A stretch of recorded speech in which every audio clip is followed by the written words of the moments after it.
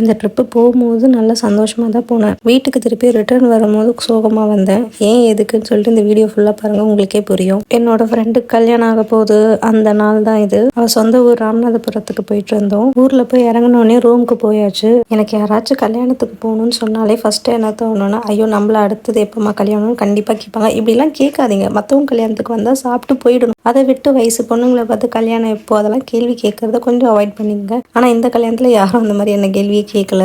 எனக்கு அவள் கல்யாணத்தில் ட்ரெஸ் எல்லாம் பண்ணிட்டு அப்படியே கல்யாண கோலத்தில் இருக்கிறத பார்க்கும்போது கண்ணெல்லாம் ஒரு மாதிரி கலங்கிடுச்சு. ரொம்ப அப்செட்டாகவும் இருக்குது, அட் த சேம் டைம் ஹாப்பியாகவும் இருக்குது. இது என்ன மாதிரி எமோஷன்ஸ் சொல்லிட்டு எனக்கு ப்ராசஸ் பண்ணவே கொஞ்சம் டைம் ஆச்சு. இவன் என்னோட சின்ன வயசு க்ளோஸ் ஃப்ரெண்ட், இவளுக்கு இப்போ கல்யாணம் ஆக போகுது. ஸோ அதை நினைக்கும் போது எனக்கு ஹாப்பியாகவும் இருக்குது, சேடாகவும் இருக்குது. ஸோ ப்ராசஸ் பண்ணி கொஞ்சம் டைம் தான் ஆகிட்டு இருந்துச்சு எனக்கு.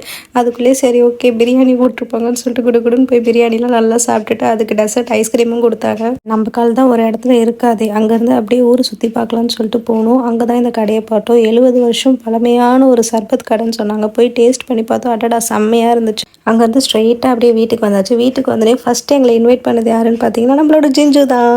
ராமநாதபுரத்துக்கு நீங்கள் போனீங்கன்னா தயவு செஞ்சு இந்த பட்டர் கேக் வாங்கி ட்ரை பண்ணிவிடுங்க. இது அவ்வளோ நல்லா இருந்துச்சு. நான் சாப்பிட்டதுலேயே ரொம்ப ரொம்ப பிடிச்ச கேக்னா இதுதான் நான் சொல்லுவேனே.